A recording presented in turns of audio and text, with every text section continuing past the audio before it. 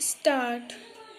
सभापति महोदय, उत्तर प्रदेश राज्य के पिछड़ेपन को दूर करने के लिए पहाड़ी क्षेत्रों का एक अलग से राज्य बनाए जाने के संबंध में यह प्रस्ताव सदन में विचार करने के लिए प्रस्तुत किया गया है। स्वतंत्रता प्राप्ति के 50 वर्षों के बाद भी उत्तर प्रदेश के पहाड़ी क्षेत्रों का जो विकास हुआ है वह अन्य क्षेत्रों की तुलना में बहुत ही कम है। इस क्षेत्र के लोगों के बीच में एक ऐसा असंतोष व्याप्त है जिसका जिक्र वे समय समय पर करते रहते हैं।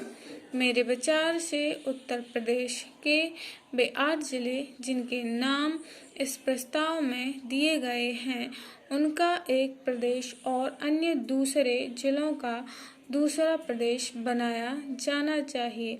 आज़ादी के इतने वर्षों के बाद भी यहाँ के निवासियों को शिक्षा की सुविधा नहीं है, चिकित्सा तथा अन्य सुविधाएं भी प्राप्त नहीं हैं। आज भी इस क्षेत्र के अनेक लोगों ने रेलगाड़ी को नहीं देखा है।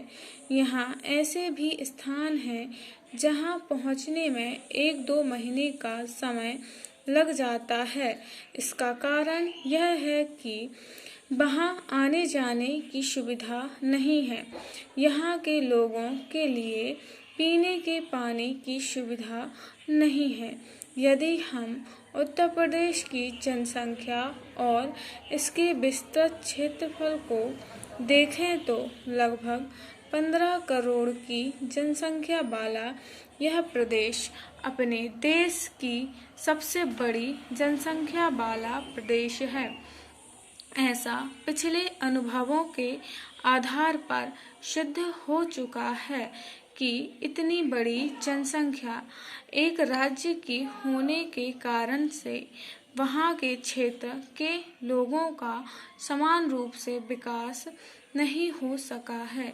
यदि हम न्यायपूर्ण ढंग से भी राज्य में विकास के काम करें तो प्रत्येक क्षेत्र के साथ न्याय नहीं हो सकता है। मंत्री महोदय इस बात को स्वीकार करेंगे कि विश्व में ऐसे भी देश हैं जिनकी जनसंख्या उत्तर प्रदेश राज्य की जनसंख्या से बहुत कम है। महोदय, इस क्षेत्र के लोग भोले भाले हैं और राष्ट्रभक्ति के प्रेम से बंधे हुए हैं। इस प्रेम में बंधे होने के कारण वे अनुशासित ढंग से इस समस्या को देश के सामने रखते आए हैं। हमारे प्रथम प्रधानमंत्री जी के नेतृत्व में इससे संबंधित एक समिति का गठन भी किया गया था और उस समिति ने भी उस समय यह सिफारिश की थी कि इस राज्य को 2 भागों में विभाजित कर दिया जाना चाहिए।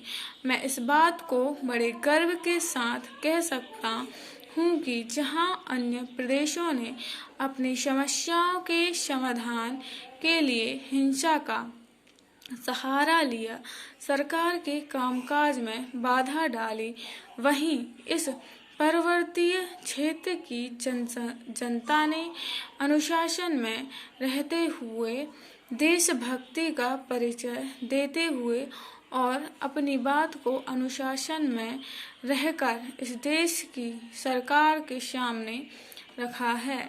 मैं आपके माध्यम से सरकार से पूछना चाहता हूँ कि यदि इस पर्वतीय क्षेत्र का विकास पूर्ण रूप से नहीं होता है तो क्या इसकी जिम्मेदारी केंद्र सरकार के ऊपर नहीं आती है?